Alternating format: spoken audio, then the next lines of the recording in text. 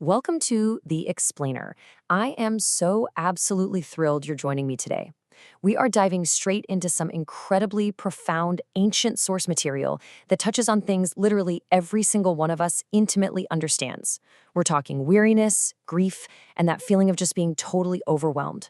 Specifically, we'll be looking at how biblical texts use these rich, vivid metaphors to explain exactly how Jesus cares for us.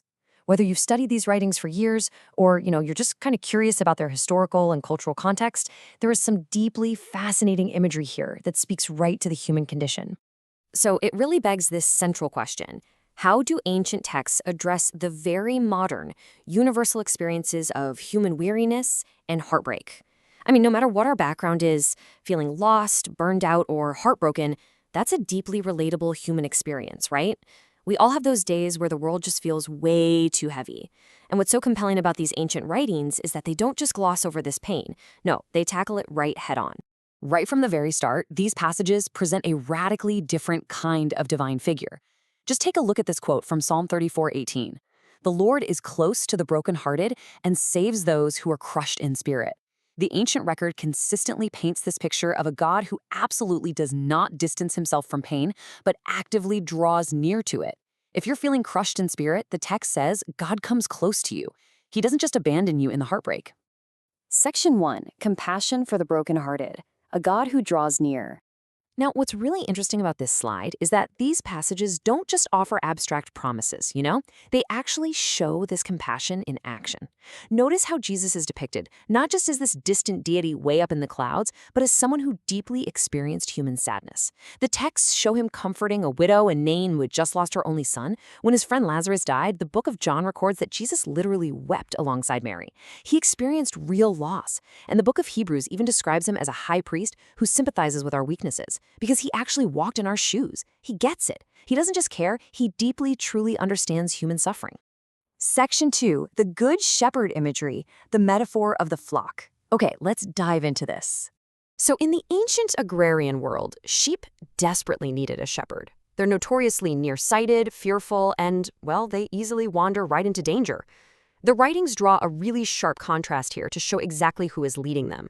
Over on the left, we have the Good Shepherd. Jesus says, I am the good shepherd. The good shepherd lays down his life for the sheep. He knows each one of them by name, and his entire goal is to give them an abundant, full life. But then look over on the right. We have the hired hand or the thief.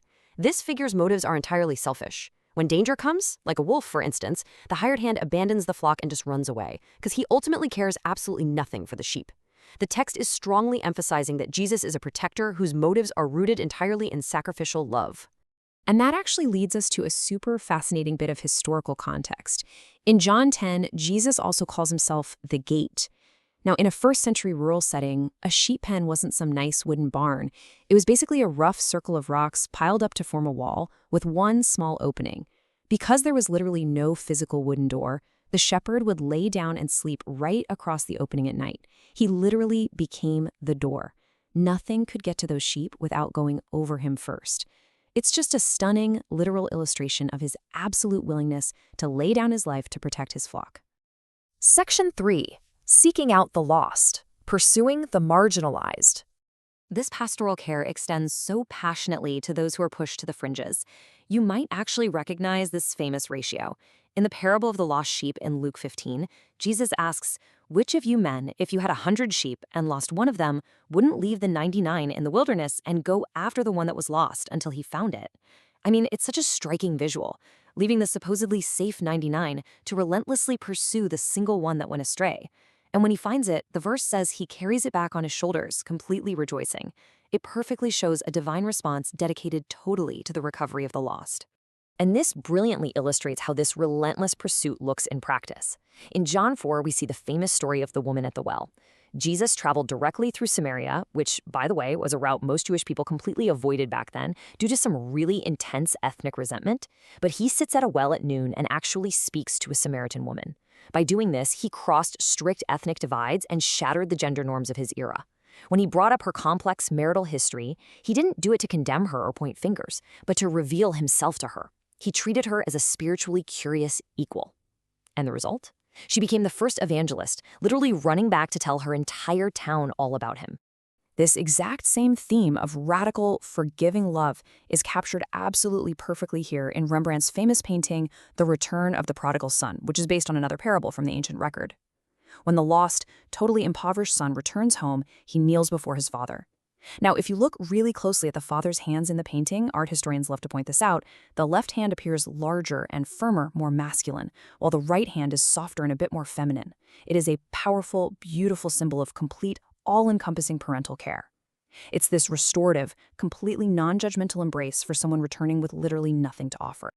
Section 4, a promise of rest, an invitation to the weary. So we've seen how these passages describe compassion, but what about our own sheer exhaustion today? Well, this quote from Matthew 11 is arguably one of the most famous invitations in all of the historical texts. Come to me, all you who are weary and burdened, and I will give you rest. What's absolutely vital to understand here is that this promise, it doesn't guarantee a life totally free of trouble or hard work. Actually, scratch that. It's more like it offers a profound, deep internal rest for the soul. A true peace, even right in the middle of life's craziness. Right after that quote, Jesus says, "Take my yoke upon you."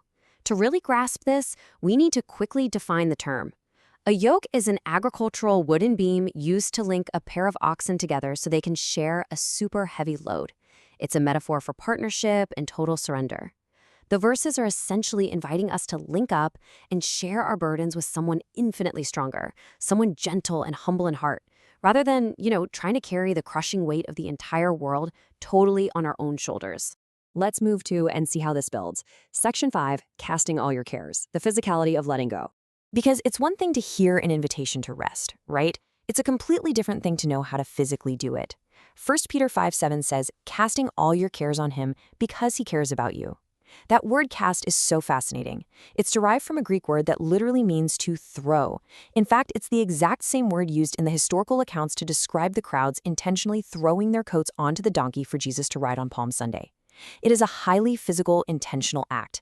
You are taking that heavy backpack of anxiety off your own shoulders and literally throwing it onto the sturdy, capable shoulders of God.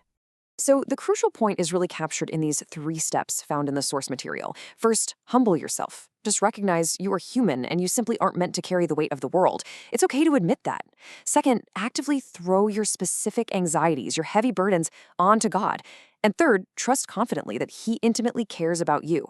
I mean, the historical record even notes that Jesus said the very hairs on your head are numbered. That is the level of detailed, hyper-intimate care we are talking about here. I really want to leave you with this final thought to reflect on as we wrap up this explainer. If the ancient accounts are right, if the Good Shepherd truly knows you by name, actively pursues you when you're lost, and offers to carry your heaviest load, what burdens are you still trying to carry all by yourself today? Seriously, take a moment to think about your own weariness right now.